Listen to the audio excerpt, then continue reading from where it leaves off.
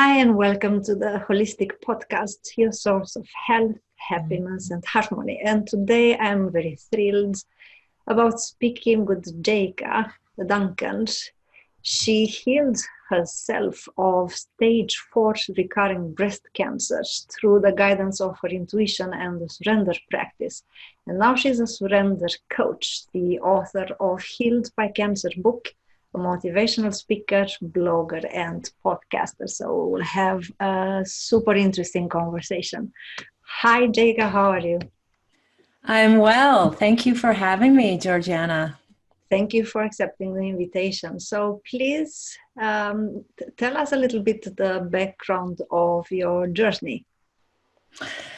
Okay, so in 2007, I was initially diagnosed with breast cancer at the age of 38, and I was full of fear and followed the Western protocol, had surgery, chemo, radiation, did hormone therapy, and I thought that I was doomed because my mother had had cancer, both my grandmothers had cancer, and then for about almost 10 years, I started to do a lot of work on myself. And I started to learn that I wasn't doomed. Books like The Biology of Belief, I started to read, and I realized that I had the power within me to not end up with cancer again. However, I did end up with cancer again. In 2016, I was diagnosed. This time, the cancer was back with a bit of a vengeance. It was in my breast, and then it had spread to my uterus and the cervix as well. And I had learned enough that I was not willing to do Western medicine again. As a matter of fact, I was really in tune with my intuition and was learning to trust it. And thankfully, in that moment, I trusted it. And so I chose not to have surgery or any of the Western, treatments. And instead, I went about doing a ton of research on different holistic methods and diet and all kinds of things. And nothing seemed to work. Absolutely nothing was working. The cancer was gaining ground. And it was about a year and a half later that I received the news that the cancer had in fact spread. And this news brought me to my knees. And I remember sitting in meditation saying, I don't know what to do anymore. Show me. And there was a shift that happened, and I had a realization that I needed to hold space and be with all of the heavy emotions, the darkness within, and the fears, the anger, the limiting beliefs that I had, all the programming. I had been a queen of avoidance. I covered everything up with a smile. And anytime anything happened to me that I didn't want to deal with, I would just stuff it down, sweep it under the rug, and basically say, nope, don't worry about me, nothing going on here. And apparently, when you have an avoidance strategy such as that, it doesn't make it go away. And so in my case, it festered in my body into tumors. And so then I spent about 6 or 7 weeks surrendering. And as a matter of fact, I still surrender today. So it's a daily practice for me. But after about 6 or 7 weeks, I felt another shift. And this shift was that I all of a sudden just felt such beautiful, incredible tenderness for myself and gentleness for myself. Something that you would feel for a brand new baby or a little puppy or a kitten, that kind of tenderness. But I felt it for me. And I had never felt that for me. And I realized what had happened was as I was surrendering and letting go of all of these limiting beliefs, so limiting beliefs of I am not smart enough and I'm not lovable and I'm not worthy and I'm not skinny enough and I'm not fit enough, and all of those limiting beliefs, as I started to surrender them, I was uncovering my essence, which is love. And I remember thinking, wow, I've heard of the term love heals. And it wasn't until that moment that I truly felt the power of that phrase, love heals. And it's love of self. And so I continued to surrender on a daily basis. And then in February, so about less than 4 months after being told that the cancer had spread, I had a checkup, and I was then told that there was no active cancer in my body at all. And the only thing at that point that I was doing was surrendering. I had let go of all of the other treatments. And as a matter of fact, we were traveling through Asia, and I was doing enemas, and I was surrendering and meditating and really focusing on letting go and then enjoying life. And that's what did it. But it is something which is amazing, not only the fact that you were able to heal yourself with no particular treatment, so to say, though the practice of surrender is a treatment in itself. Surrendering is one of the hardest things most people have to deal with. So it's very difficult when you are so attached to the image of yourself and your vision upon life and your perspective upon how things should work or aren't. Just giving up that, it's not very easy. So it requires really a huge courage to be able to do that, because if I'm speaking from the holistic system perspective, it's the ego who clings on to a mental illusion, an illusion of who we are, how we should function, how things function. So surrendering is actually taking the ego out of the picture, and this takes a lot of effort and a lot of courage and a lot of determination and trust. And trust as well. Trust was the biggest one. I had started to trust my intuition. As a matter of fact, I was really, like I said earlier, starting to become in tune with my intuition, but I wasn't always following its guidance because it was uncomfortable or it was too unfamiliar. And probably about 6 months prior to when I started truly surrendering is when I made a pact with myself, because at that point that was yet again I was I had regret that I hadn't followed my intuition, and at that point I said, I am going to trust my intuition no matter what. If my intuition says jump, I say how high. And let me tell you, that gets really uncomfortable. I call my intuition my inner shit disturber, actually, because it has had, I've done things that, yes, it goes against my programming. And the programming is everything that is in our comfort zone, right? It's the ego stuff. And so when you rise above the ego, you're rising above the known and going into the unknown. And it is uncomfortable. And you have to trust. You have to trust in yourself, in your own ability. You have to trust in the process and the universe that everything is going to be okay. And so I had made that pact with myself 6 months prior. And then in regards to when I started the surrendering practice, 2-3 hours a day. And yes, it was messy because I finally allowed myself to feel. I had to teach myself to feel again, because society teaches us that it's not okay to feel anger. It's not okay to feel fear. It's not okay to feel guilt. And so we stuff it down.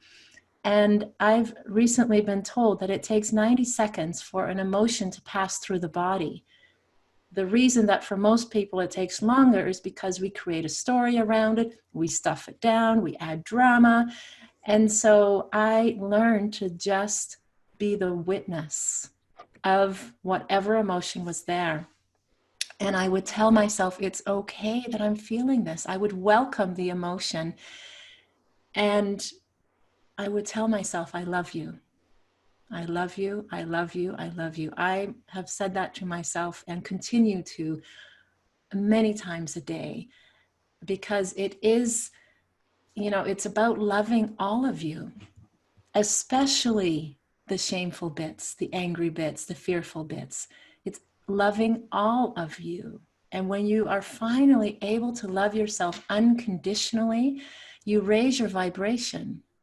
And I was able to raise my vibration to that of the inner healer. And my body started to heal, because cancer cannot thrive in a high vibration, right? Exactly. And so, yeah. Exactly. And you highlighted two crucial aspects. Again, I'm looking at it from the teachings that I know from that perspective. And what you said, this with an unconditional love of yourself, with everything that is included in it. Again, it's not one of the easiest things for us to do, or aspects for us to do, but it is so important. And Yes. also this surrendering, it's like you throw yourself from a cliff into the big unknown. Mm-hmm. And you'll have to trust that you will land safely and everything will be for the best of you. So it's a huge work. For some people, it takes a whole life, but I can only imagine that when you are in a situation like that, the motivation is much bigger than if you, for example, decide to start a spiritual path and a spiritual evolution, and you go in a certain pace, and whenever you will reach that point of unconditional love and acceptance of yourself, it's all right. But when you are in a situation like that, you are a little bit more motivated to do it, isn't it?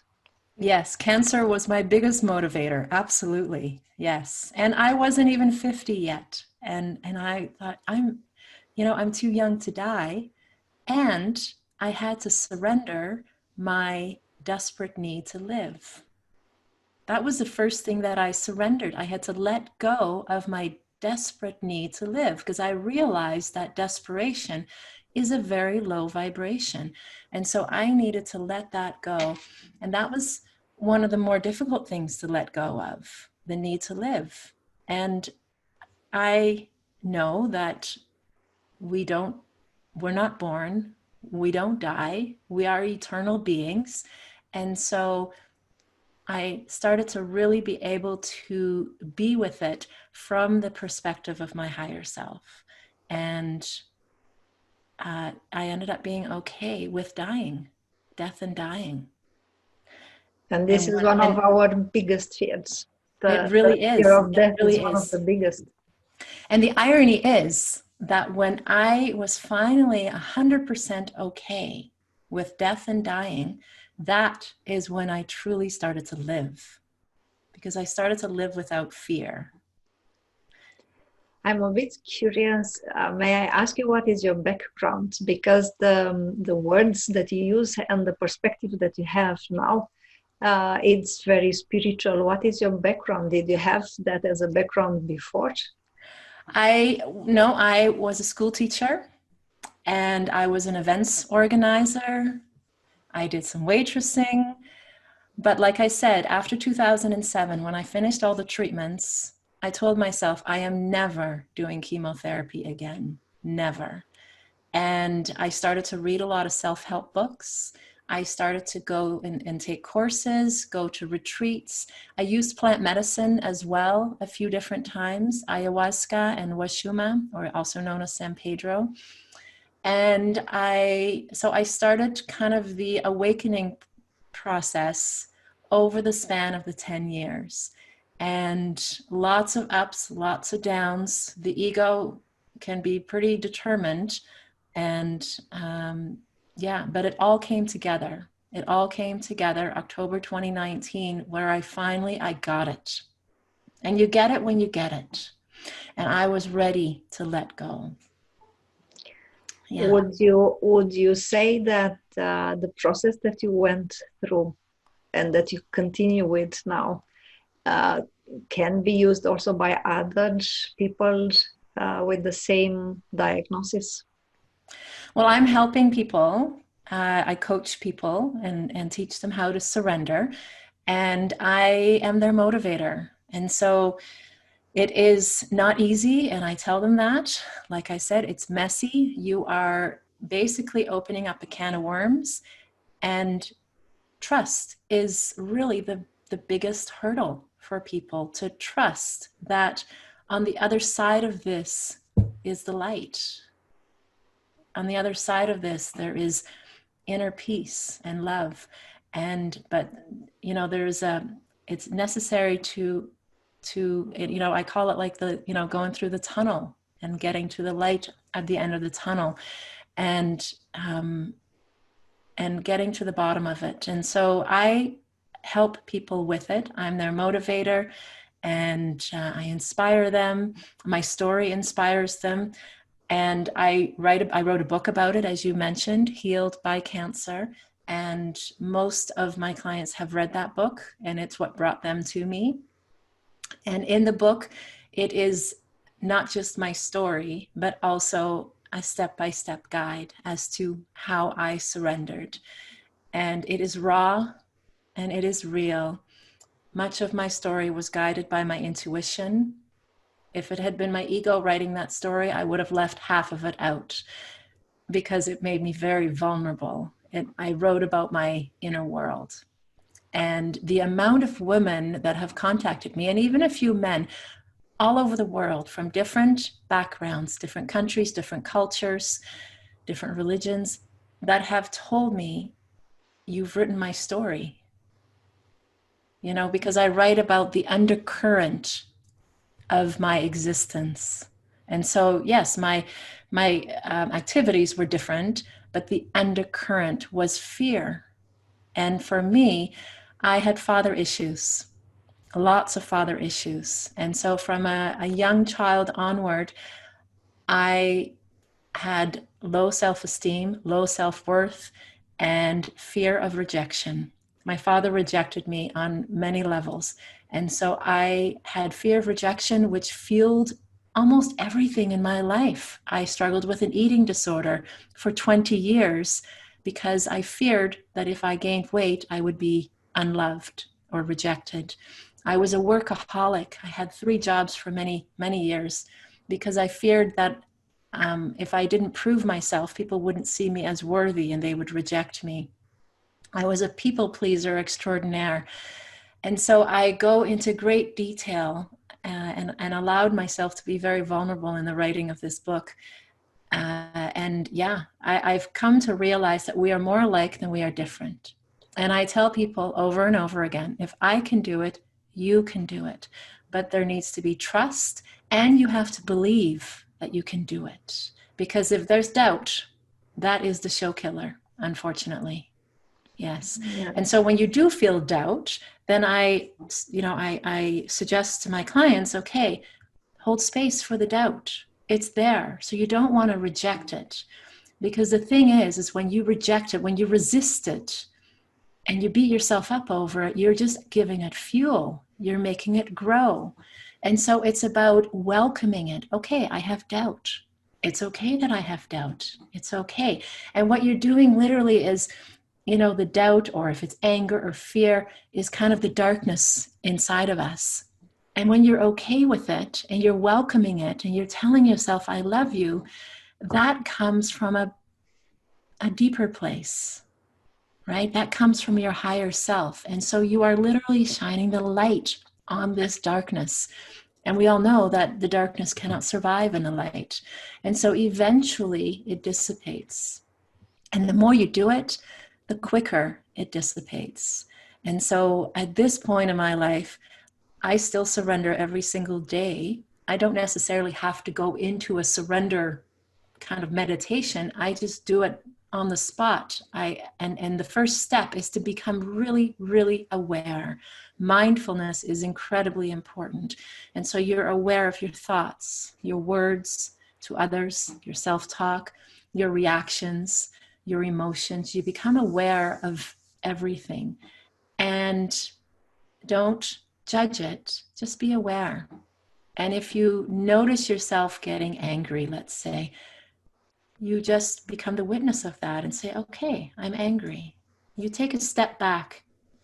And when you take a step back and become the witness of it and you say, okay, I welcome the anger. It's okay. You're not caught up in it. You're the witness of it. And that allows for it to eventually dissipate. Because it's what we call in the holistic yoga system detachment. Yes. Because many not many times, almost all the time, people are identifying themselves with the emotions, and it takes a little bit of work or a little bit of external help to understand that we are not our emotions.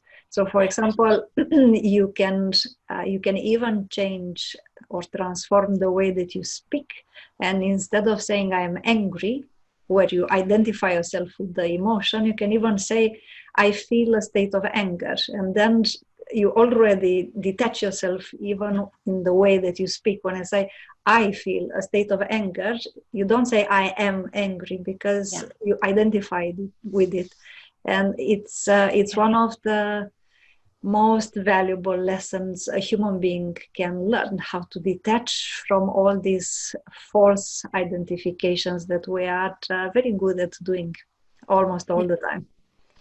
And for me too, I look at emotions as energy. It's just energy. They are energy. And thoughts are energy. Everything is energy. And so we can, attach ourselves to it or not. We can just say, it's okay. I don't need to create drama around it. I don't need to create a story. I can let it go. I can just let it go. And it sounds very simple, but it's not always simple to just let it's not always simple, no. But when you get it, you get it. And so when I finally got it, I was like, okay, it is simple. It really is. But it's because I took the ego out of the driver's seat of my life and I put it in the back seat. And this was another aspect, because as I was over the 10-year span, as I was taking all of these courses and reading self-help books, I became more aware of my ego, and I would try to stomp it to death, kick it to the curb. And I realized too that the ego is an important part of ours, and it is part of us, and therefore it needs to be acknowledged and it needs to be embraced and welcomed. And so it's not about rejecting the ego either, because what you reject or what you resist persists, right? And so I started to embrace my ego, and I look at my ego with humor. I think it's one of the best strategies, because when you laugh at it, you can also have distance from it, detach yourself from it. I don't take it seriously. It's like a girlfriend of mine said, oh, there you are, old friend, and then you don't give it the energy, you don't stomp it, you don't resist it, but you're also not letting it be the driver of your life either. So in the back seat it goes, or in the trunk. I think it's the most fitted place for it, in the trunk. Yeah. Was it any particular book or any particular spiritual idea which triggered the biggest transformation for you, or it was a combination of several? I think it was a combination. I know ayahuasca, the plant medicine. Have you heard of the plant medicine? So I had worked with an amazing shaman, and Dr. Gabor Mate is a Canadian doctor who is amazing and one of my mentors. He actually introduced me to ayahuasca, and ayahuasca spoke to me. It's the vine of the soul. And so for the listeners that don't know much about it, really for me, people can have visuals or people can have audio. For me, it was mostly audio. And I had just wonderful, inspiring conversations with my higher self while in ceremony. And the word surrender kept coming up. Surrender, surrender, surrender. And I remember thinking, I don't know what that is. I don't know how. And I would be so frustrated. I'm like, how do I surrender? You know? And so I knew that I needed to surrender. I knew that if I surrendered, there was 100% chance that I would live. And if you'll say with a simple sentence what surrendered means, how would you put it? For me, it's allowance of everything. It's being okay with absolutely everything about you, your thoughts, your behavior, your past, your self-talk. It's about embracing everything, because if you resist it, you just add fuel, and it's the ego that resists. Your higher self has no attachments to your body, has no attachment to anything. Your higher self loves you unconditionally. And so when you can be 100% okay with you just the way you are, and you can love yourself unconditionally just the way you are, regardless of what you've done in the past or what you're doing now, that is surrendering to me. That's what it means to me. I think this is an extremely valuable lesson, life lesson for anyone, no matter if you have cancer or not. Yes, I actually had a lady contact me to say, I would like to work with you, but I'm not sick. I don't have cancer. I'm not sick. Do you work with people like me? And I'm like, oh my goodness, yes, please.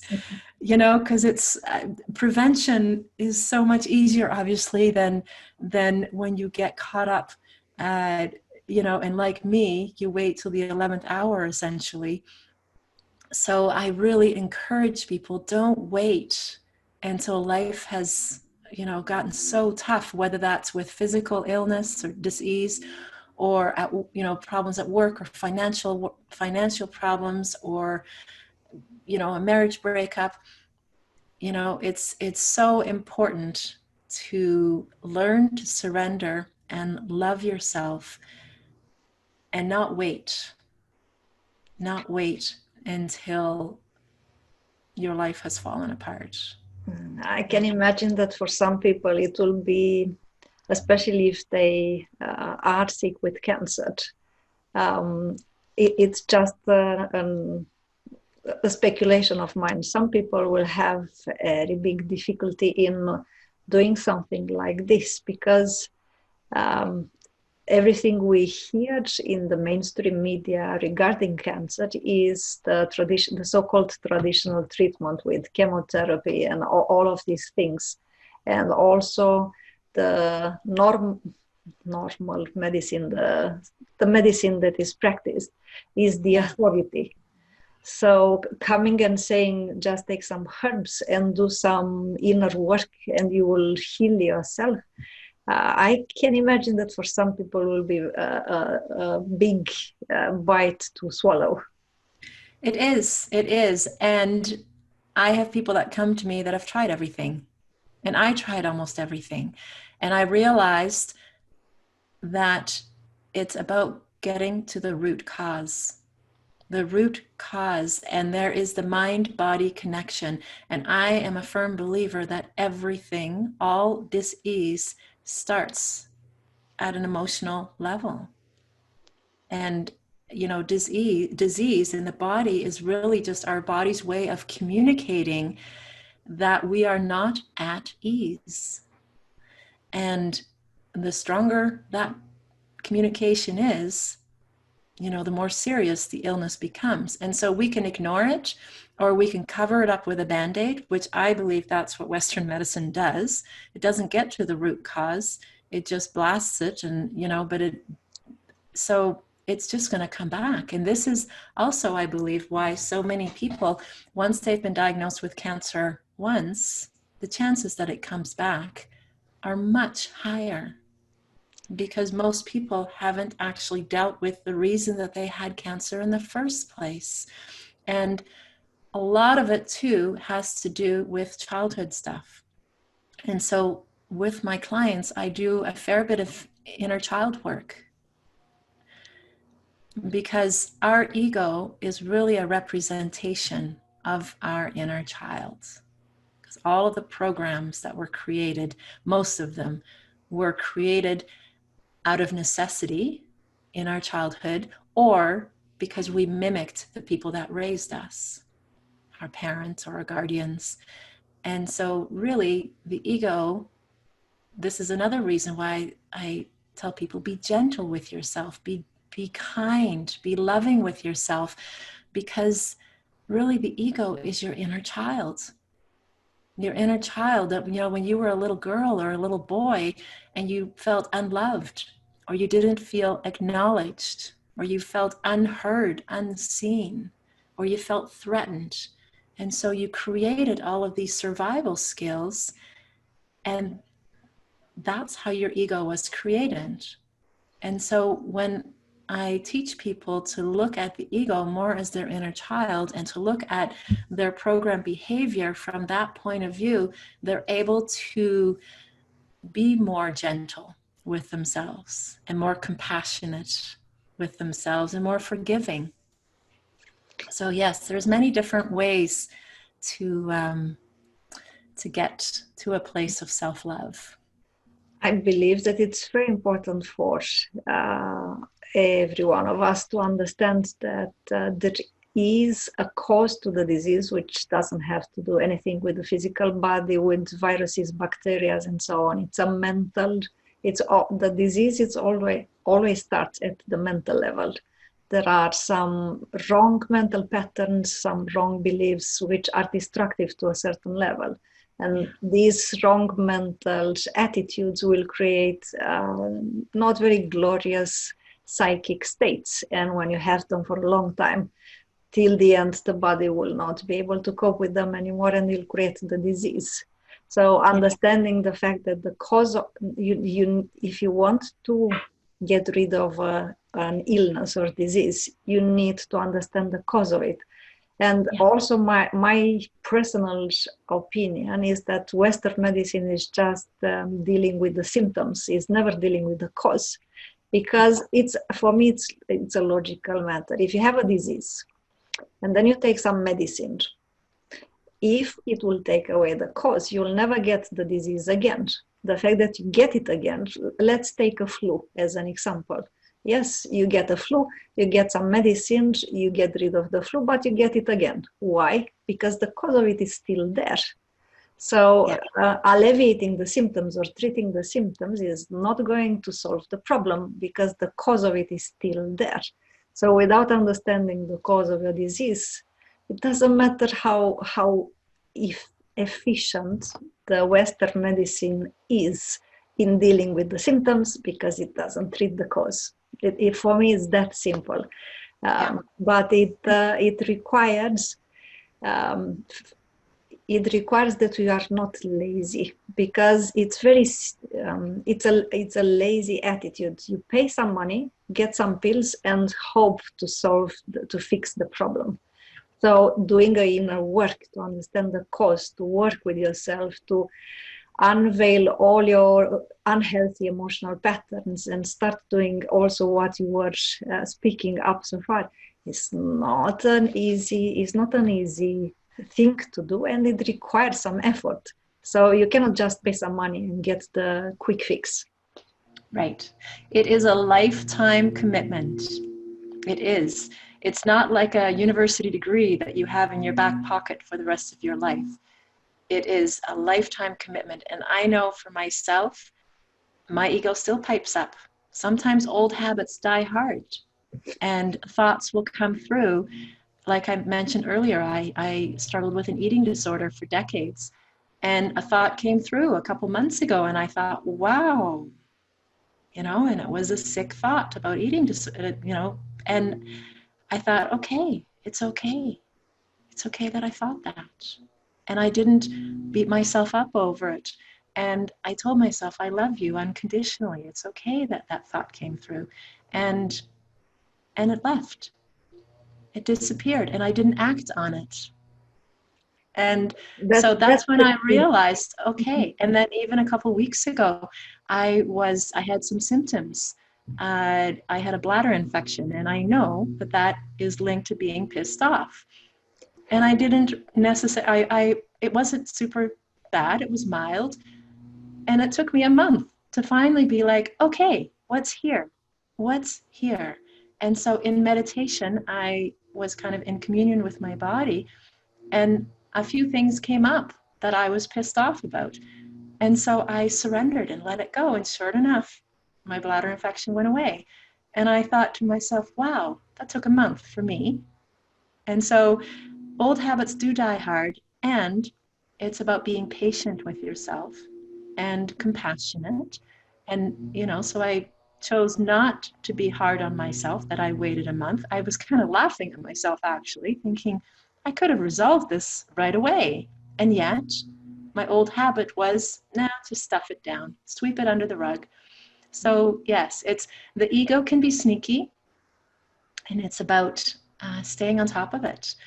And so I also know that if I don't meditate every day, if I'm not practicing mindfulness and surrendering every day, then it's highly likely that the ego is going to be back in the driver's seat, and that all of these old habits are going to take over again, and the cancer may very well come back.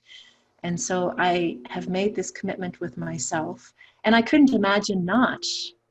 This is a way of life for me. So I can't imagine not living, in a mindful way and meditating. I love meditating, absolutely love it. So so it's not a quick fix. It's not a magic pill. And you're right, a lot of people, that's what they want. They want the quick fix.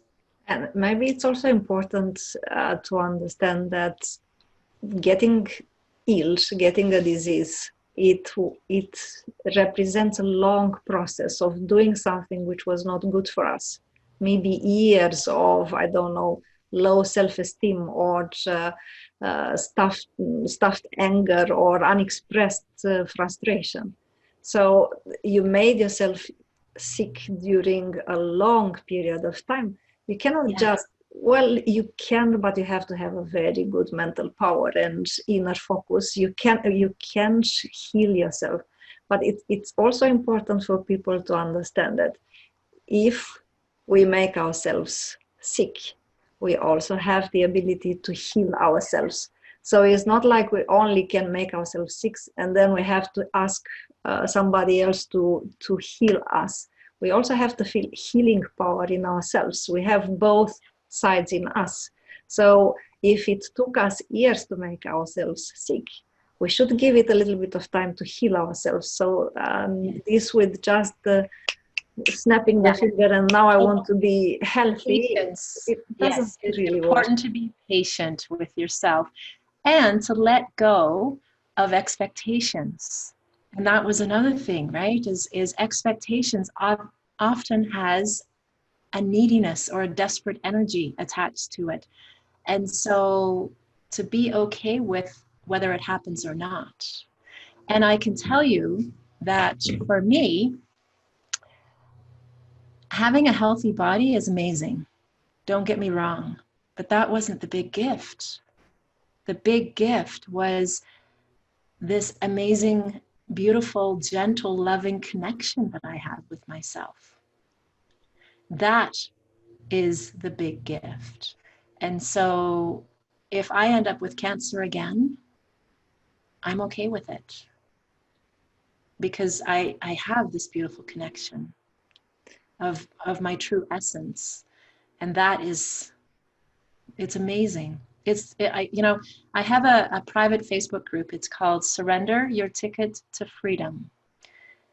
And I love the word freedom. To me, when I think of freedom on every level, emotionally, mentally, physically, financially, in relationships, freedom has such an expansive energy. And that is what the practice of surrender has gifted me. That's the big gift, is unconditional love and freedom. This is actually the aim of all authentic spiritual traditions, freedom. But it's not physical freedom, it's inner freedom. Yes, yes, exactly. It's freedom of yourself, your egoic self. Yeah, yeah. So if people will want to find you, what is the best way to do that? I have a website. It's called innerhealthouterwealth.com. I'm on Facebook, Jayka Duncan. You can find me. As I mentioned earlier, I have a private Facebook group where I have posted videos where I go into detail as well as to my surrender practice. And this is called Surrender, Your Ticket to Freedom. And I write a blog. And when the world opens up again, which it's starting to after COVID, I'm a motivational speaker as well. And everything is on my website. Everything is on my website. So I have an email list. So if anyone likes to stay in touch that way, or if they would like to book a session with me, I do one-on-one coaching sessions. And also I can do packages. And all of that is on the website, innerhealthouterwealth.com. Great. Thank you so much for sharing with us your incredible history. I really hope that people will be inspired, no matter if they are sick or not, to do also some inner work, because it is very important. It's valuable. It absolutely is valuable. Yes, yes. I would shout it from every rooftop if I could. I'm in the process of that, actually. Yes. I will join you with that. Perfect. Thank you. Have a wonderful thank you day. very much for having me. You are very welcome, and I'm very grateful that we had the possibility to have this talk, and I wish you all the best. Thanks. Thank you very much. And same to you. Much love and light to you.